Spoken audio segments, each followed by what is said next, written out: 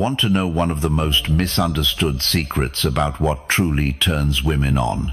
It's not the abs, it's not the car, it's not even the smooth talk. It's boundaries. Yes, strong, grounded, unapologetic boundaries. And here's the truth most guys never learn. Boundaries don't turn women off. They turn them on. But I'm not talking about fake alpha posturing or manipulative games. I'm talking about real masculine boundaries. The kind that come from deep self-respect, unshakable purpose, and a man who knows exactly who he is. In today's video, I'm breaking down 6 specific boundaries that trigger subconscious attraction in women, not through force, but through presence. These aren't power plays. They're clarity moves. And when you hold them, something shifts inside her. She feels it. She respects it. She responds to it. Back around, especially for boundary number 6. Because that one, it doesn't just protect your power. It redefines how she sees you. And more surprisingly, how she sees herself when she's with you. So let's dive in. Boundary 1. The unavailable advantage. Your time is yours. That's the first and most powerful boundary you can ever set. Now, at first, this one feels dangerous. You don't reply to her text right away. You don't drop everything when she calls. You don't rearrange your entire schedule just to be available for her on a whim. Your mind screams, wait, won't she lose interest? Won't she think I don't care? Won't she move on to someone who's more responsive? Actually, the opposite happens. When you're not always available, you send a message. Not with words, but with energy. My time has value. My life is already full. You're stepping into something that already has motion, meaning, and direction. That subtle tension, that slight uncertainty she feels about where she fits into your world, that mystery, it's magnetic. Because constant availability screams one thing: I've got nothing else going on. Scarcity creates value. It always has. And when a man becomes rare, he becomes irresistible. You don't chase her. You draw her in, simply by holding space for your own life. Now tell me, have you ever been too available and watched her slowly lose interest? Drop the word guilty in the comments if that's ever happened to you. Because this one change alone can shift your entire dating dynamic. Boundary 2. The no apology rule. Say no without guilt. This one boundary can change everything. Here's the psychological twist that most men miss. How you say no matters more than how often you say yes. Picture this. She invites you to something that doesn't align with your schedule or energy. You want to say no, but your gut says, don't upset her. So you end up saying, I'm so sorry. I just have this one thing, and maybe I can move at it, but I'll try. I promise. You over-explain. You backpedal. You soften your truth until it barely sounds like a boundary anymore. And she feels it. Now compare that to this. Hey, I won't be able to make it, but I hope it's great. Let's catch up later this week. Polite, clear, confident. That's attractive. You didn't fidget. You didn't apologize for existing. You didn't ask for permission. You just owned your time. A man who can say no without guilt doesn't just protect his schedule.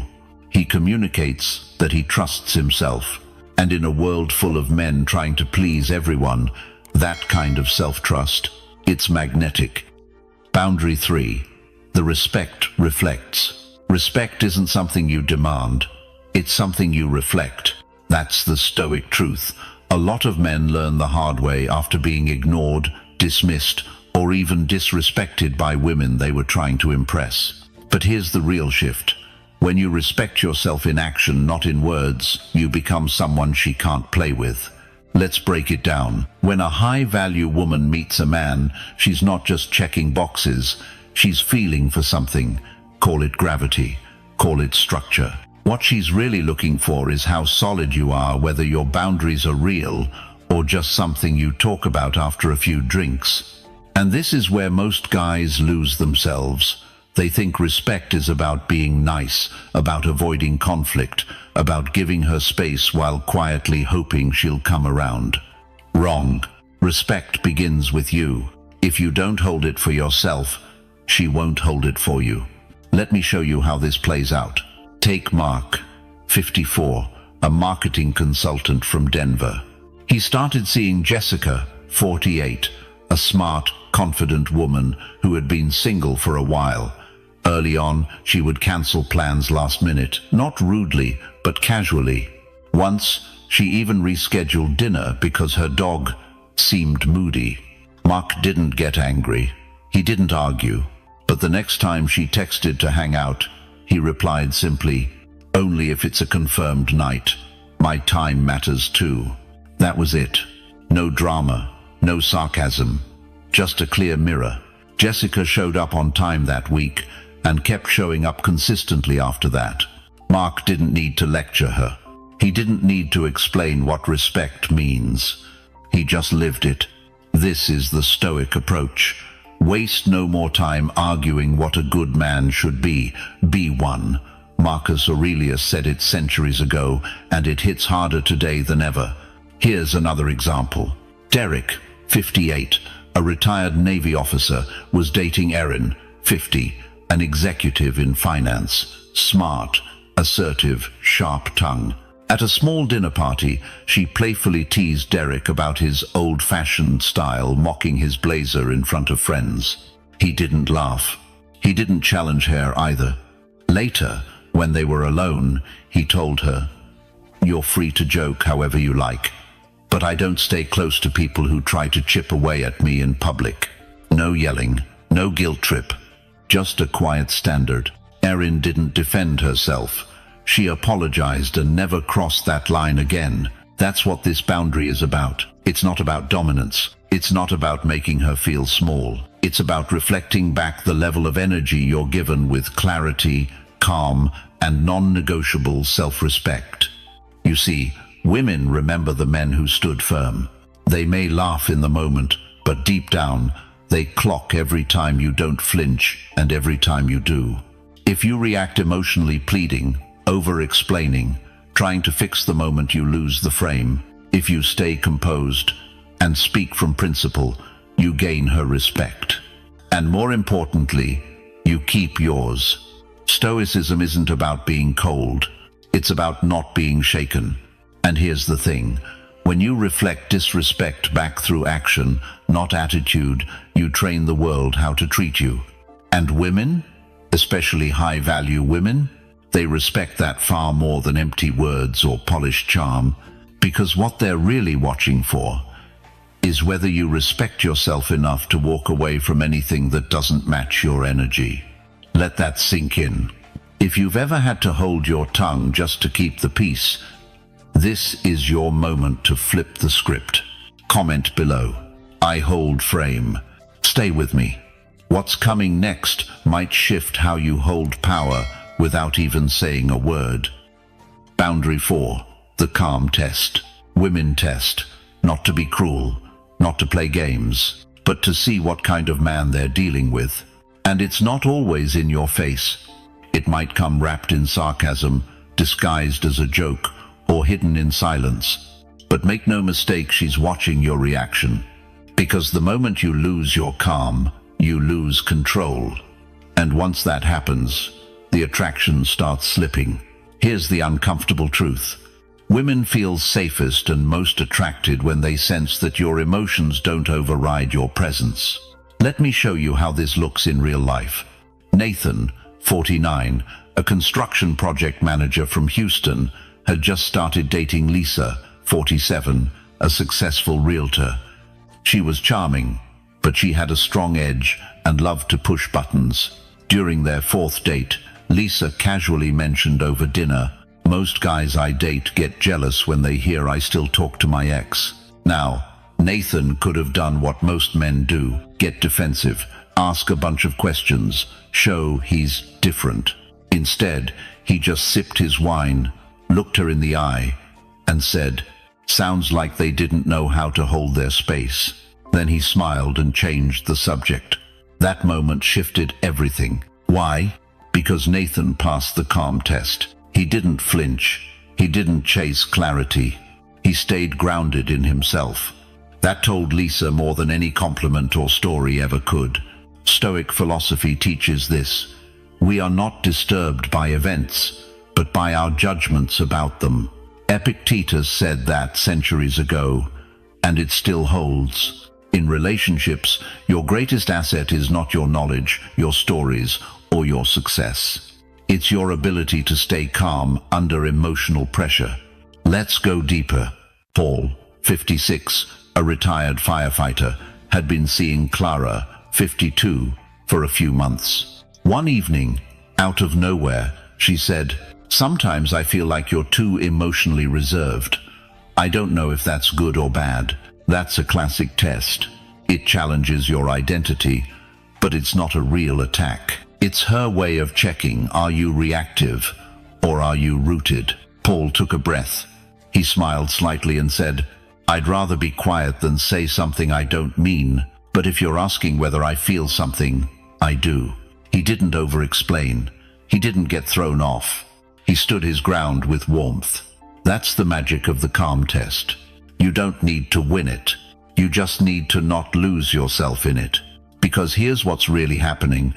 When she pokes, when she provokes, when she throws emotional curveballs, she's not hoping you break. She's hoping you don't. She's subconsciously scanning for stability.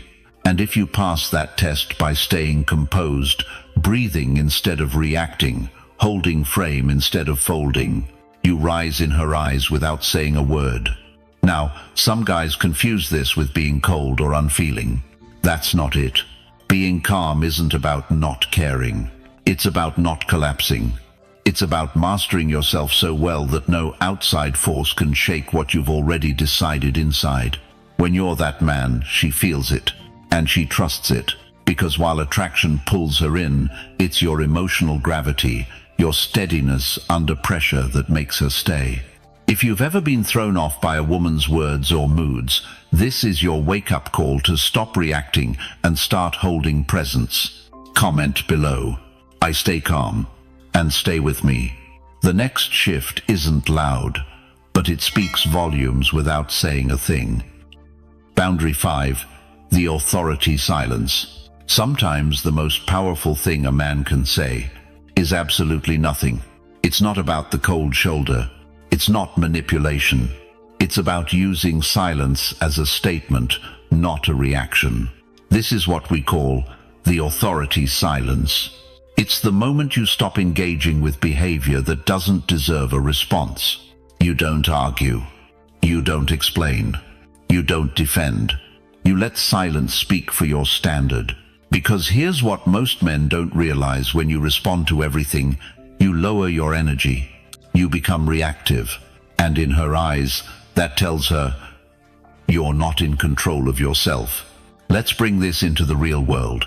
Gerald, 52, a real estate investor from Phoenix, had been dating Amanda, 49, for a few months. Things were going well, but Amanda had a habit she loved: pushing buttons in public. She'd say things like, "Don't be so serious all the time," or, "Wow, Gerald's in one of his wise man moods again," whenever he shared a grounded opinion. At first, Gerald would laugh it off. Sometimes he'd play along, but deep down, it chipped away at something. One night, over dinner with friends, Amanda made another little jab, expecting the usual smirk. But this time, Gerald didn't respond. No smirk, no eye roll. He just looked at her calm, unreadable, and stayed silent. Then he turned to the others and shifted the conversation, as if her comment was dust in the air. That one moment changed the dynamic. After the dinner, Amanda pulled him aside. "Are you upset?" Gerald replied, "Number, just not everything deserves my energy. No anger, no emotional lecture, just authority." That's what silence can do. In Stoicism, there's a concept called ataraxia, inner tranquility. It means your peace doesn't come from controlling others. It comes from mastering what you give your attention to. When you embody that, your silence becomes magnetic. It tells the world, and her, exactly who you are, without saying a word. Let's look at another situation. Brent, 59, a financial advisor, was dating Renee, 51, a creative director. She was vibrant, passionate, but also impulsive. During a disagreement about weekend plans, she raised her voice, not aggressively, but emotionally. She threw out phrases like, "You never want to do what I want," and "You're so distant sometimes." Most men would jump in, try to explain, defend, but Brent didn't flinch. He waited, calm, and when the room settled, he simply said, "I don't talk when emotions are running the room. Let's revisit this when we're both steady." He got up, took a walk, left it there. Renee texted 20 minutes later, "I respect that. I lost my grip for a minute." That's the authority silence in action. And here's why it matters so much. It forces both people to slow down. It resets the energy. It protects your masculine frame. It teaches her that your attention is a privilege, not a given. Now let's be clear. Silence is not about punishing her. It's not a weapon. It's a boundary, a calm one. One that says, "I won't argue to prove my value. I won't entertain chaos. I know who I am, and that's enough." When you hold this kind of space, high-value women feel it. They don't always like it in the moment, but they respect it deeply. Because in a world of men who panic, plead, or overshare, you become rare. And in attraction, rarity is power. If you've ever felt like your words were falling on deaf ears, it might be time to stop talking and start standing. Comment below. I protect peace. And what's next? Let's just say, it's the kind of boundary she feels before you even open your mouth. Boundary 6. The mission first code. There's one rule that separates grounded men from the ones who get lost in someone else's world. Your mission comes first. Always. A lot of guys think this sounds selfish, but it's the opposite. When a man puts his mission first, he becomes the kind of man a high-value woman respects, desires, and follows. Let's break this down. When you start shifting your schedule, abandoning your goals, or reshaping your path to make her happy, what you're really saying is, "My purpose is flexible. My identity is negotiable." That doesn't create desire. That creates emotional instability and, over time, resentment. Now let's see how this plays out in real life.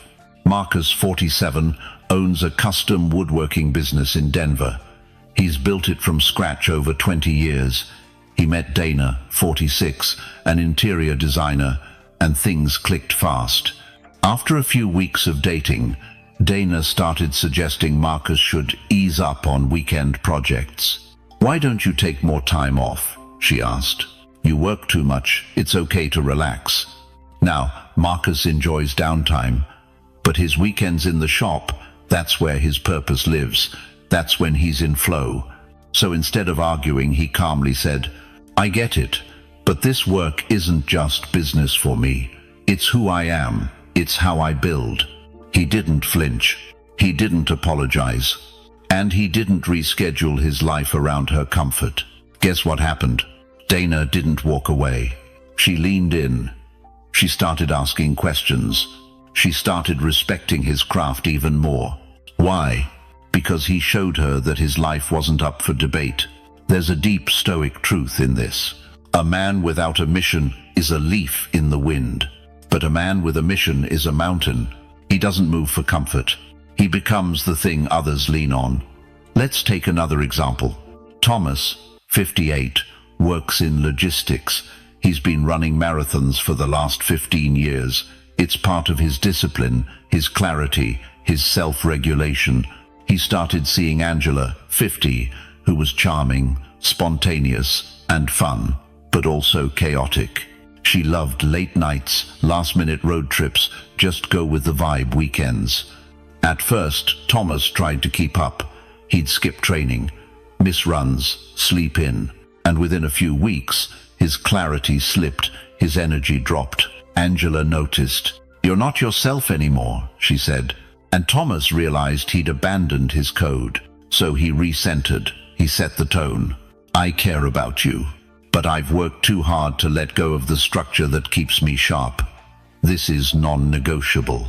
Angela's reaction? She didn't love it, but she respected it. Because the moment he put the mission back on top, his energy shifted again. He stopped bending and started leading. This is the mission-first code. It doesn't mean you ignore her. It means you don't betray yourself for temporary approval. It means your work, your goals, your health, your brotherhood, your inner growth, they are not optional. They are core. Because if a woman feels like she can pull you off purpose, she loses trust in your ability to lead. And leadership, internal leadership, is what she craves deep down. When you show her that your life isn't just orbiting around her presence, she's either going to rise and meet you there or fall away. Either way, you win. You win your peace. You win your structure. You win your masculine integrity. And most of all, you stop becoming that man who says, I used to be focused before I met her. Let that never be you. If you've ever put someone else's comfort ahead of your calling, it's not too late to realign. Comment below. I lead with purpose. And if this boundary shook something loose in you, wait till the next one. It's not loud, but it changes how every woman perceives you instantly. Boundary 7. The no fixing rule. Here's a hard truth. You are not her therapist. You are not her savior. And you're definitely not her emotional janitor. One of the most draining mistakes strong men make is falling into the trap of fixing women. Trying to solve her problems. Trying to regulate her moods. Trying to take responsibility for her chaos. But here's the Stoic boundary that will save you. You do not fix her. You support her when it aligns with your integrity, yes, but you never lose yourself trying to patch up someone else's life. Let's break this down. Meet Thomas, 57, a successful chiropractor, kind-hearted, grounded, but a classic rescuer. He started seeing Clarissa, 49, a beautiful, witty woman with a storm of emotional baggage. She was still bitter about her ex, still dealing with a toxic relationship with her daughter, still bouncing between career indecision and financial instability. Thomas, he went full white knight. He gave advice, bought her a new laptop, helped her draft business plans she never followed through on. And each time she cried, he felt responsible for soothing her. But here's what happened. Clarissa started to expect him to fix things, and she lost respect for him in the process. Why? Because the moment you become a fixer, you lose polarity. You become her emotional assistant, not her romantic partner. And no high-value woman stays attracted to her assistant. This doesn't mean you become cold or unavailable. It means you understand where your responsibility ends. Stoicism teaches this beautifully. Marcus Aurelius wrote, "Be tolerant with others, strict with yourself." He didn't say be responsible for others. He said be tolerant, observe, accept, and maintain your own balance. That's the no-fixing rule in action. Let's take another case. Robert, 48, a seasoned sales executive, started dating Elise, 46. She had been through a rough divorce. There were trust issues, mood swings, occasional outbursts. But Robert did something different. He didn't try to heal her. He didn't try to coach her. He simply held space. When she vented about her ex, he listened. When she asked for advice, he asked, "Do you want me to fix this or just hear you out?" That one question alone flipped the dynamic. Because Elise realized this was a man who respected himself enough not to carry someone else's emotional burden, and that made her respect him even more. Men, here's what you need to remember. Women do not want a man who tries to solve them. They want a man who stands strong beside them while they solve themselves. The fixing instinct is rooted in ego, not love. It says, she's broken, I must save her. But high-value masculinity says, she's capable. I'll witness, not rescue. Your boundary is not cruelty, it's clarity. Now, I get it, many of you have big hearts. You see someone in pain, and it's second nature to jump in and offer solutions. But a Stoic man asks himself, is this my storm to calm, or hers to navigate? The answer defines your peace. When you set the no-fixing rule, something powerful happens. You attract women who take ownership of their emotions. You stop enabling cycles of drama. And you become the man whose presence alone brings calm, because you're not trying to do, you're simply being. So what does this boundary look like in practice? You don't rush to give advice unless it's requested. You don't make her moods your mission. You don't insert yourself where you weren't invited. Instead, you listen with presence. You observe with patience. And you speak only when it adds clarity, not control. This shift is subtle, but magnetic, because when you stop fixing, you start respecting. And in return, you're respected, not as her therapist, but as her equal, not as her repairman, but as her rock. And here's the thing, the strongest relationships aren't built on rescue, they're built on resilience. Two whole people, two stable lives, not one man exhausted from holding it all together. So ask yourself, are you trying to win her by solving her? Or are you standing tall, offering strength without sacrifice? Comment below with, I hold steady. And if you've ever felt like the emotional crutch in someone else's drama, you'll want to see where we go next. Because the next principle will help you command attention without saying a single word. Boundary 8, the mystery principle. Let's be honest, most men overshare. They think if they tell her everything up front, it'll build trust. But what it actually builds is predictability. And predictability kills attraction. What you need instead is mystery, not manipulation, not withholding on purpose, but a steady, deliberate control of your story. That's the mystery principle. It's the boundary that makes a woman lean in because she can't quite figure you out. And in a world where men are either too loud or too desperate, that silence, that restraint, it becomes power. Let me show you what this looks like. Paul, 52, runs his own design firm. Divorced for 5 years, he recently started dating again. On his first few dates, he made the classic mistake talking too much. He talked about his past marriage, his health scare 3 years ago, his daughter's college fund, all before the drinks even arrived. He thought, I'm just being open. Oh, but what she heard was, here's my life, all at once, hope you like it. Then he met Maria, 47, an architect, strong, curious, intuitive.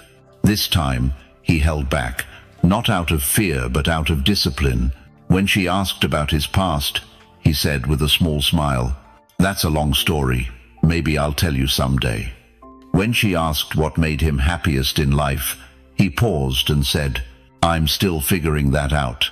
He wasn't avoiding connection, he was inviting curiosity.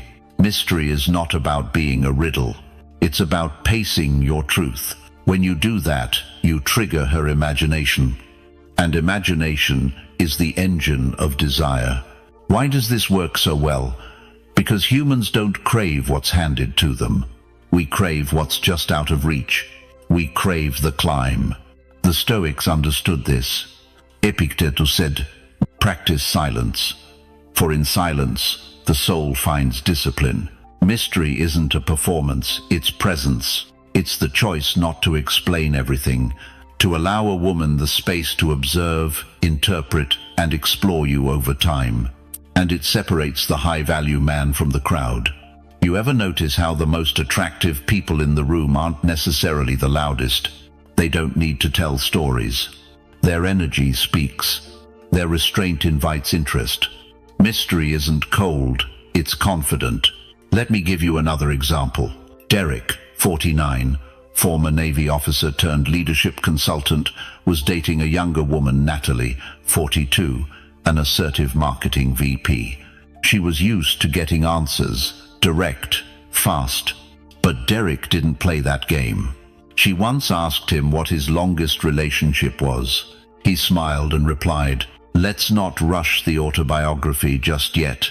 She laughed, but her interest doubled, because that answer revealed just enough to be real, but not enough to be known. And men, here's the truth: once she knows you too fast, she boxes you in.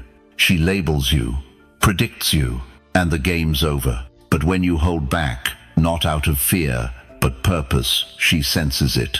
She knows you have depth. She just doesn't know how deep, and that's what makes her come back for more. So how do you apply the mystery principle? You don't answer every question. You don't fill every silence. You don't post your entire life on a first date. You keep some things private, some things sacred, not to be secretive, but to be selective, because not everyone deserves the full access pass. And here's the truth: mystery is magnetic when it's real, not when it's fake confidence or games, but when it comes from inner peace, when it comes from knowing that you are enough, even without full disclosure. Now pause and ask yourself, are you the kind of man who lets a woman earn the deeper layers of you? Or are you the man who puts all his cards on the table by the second glass of wine? If you want her to invest, give her a reason. Give her the feeling that there's more to you, and that she hasn't even scratched the surface. Because when you do that, she won't just listen, she'll lean in. That's the power of mystery. That's the kind of boundary that doesn't push her away. It pulls her closer because she wants to know the man behind the silence. Comment below with, "I protect mystery." And if you're wondering how this plays out in the moments where words fall short, you'll want to stick around for what comes next. It's not what you say, it's how you carry the space between saying anything at all. Boundary 9. The touch control signal. Let's talk about something subtle but incredibly powerful, something that separates the grounded man from the needy one. Touch. Not full-blown intimacy, not flirtation for show. I'm talking about the micro moments. A graze on the arm, a hand resting briefly on the shoulder, the proximity of your body when you lean in or don't. Touch reveals everything. High-value women pick up on this faster than you think, because for them, it's not just physical, it's energetic.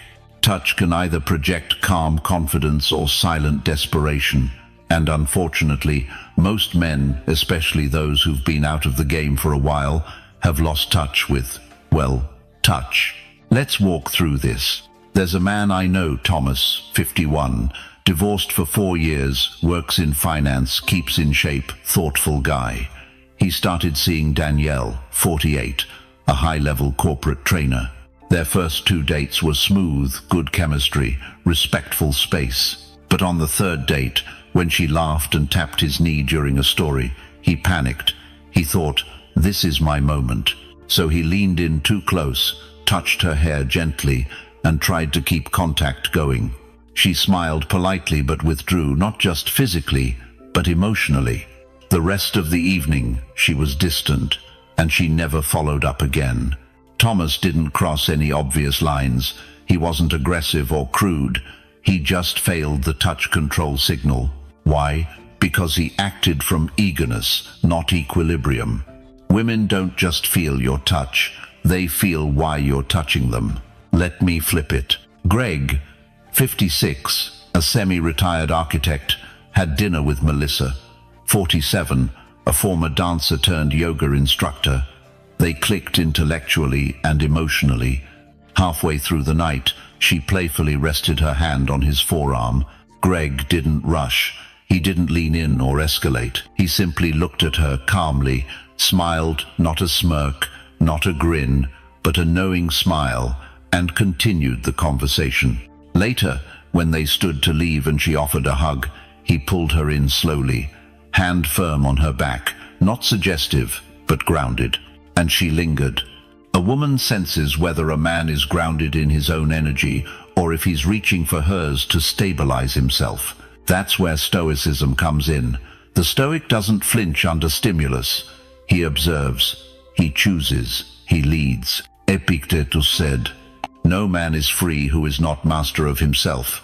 That includes mastering your hand, your reflex, your impulse to reach out just to feel okay.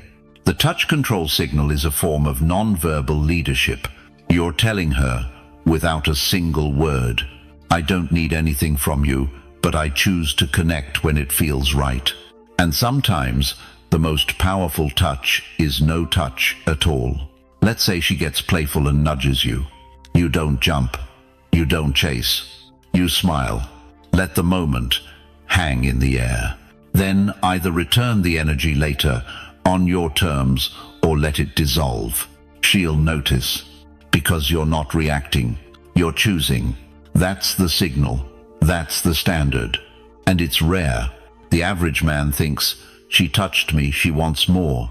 The wise man thinks, she touched me, she's watching how I respond. Big difference. This boundary says, I am not governed by your warmth. I am not chasing your green light. I am the source of my own pace, and you are welcome to meet me there. Women crave this kind of polarity. It signals maturity, discipline, power. So here's the mindset shift. You don't touch because the moment's hot. You touch because you own the moment.